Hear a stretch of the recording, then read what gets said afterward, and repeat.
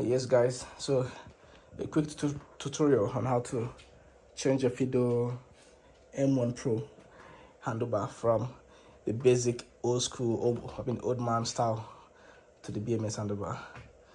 Basically just unscrew this, obviously fold the handlebar straight down like that.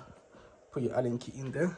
I'll find the size and I'll put the size in the video, and then you can get this out, get these screws out, and then you're halfway done basically. Then this is free, pull it out. Okay, yeah, like that. And then you would need to buy this. You can get this from Amazon. I'll put a link as well in the description.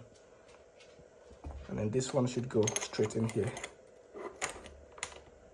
It goes in there, pushing, and then you can get the other clamp. I'll show everything now.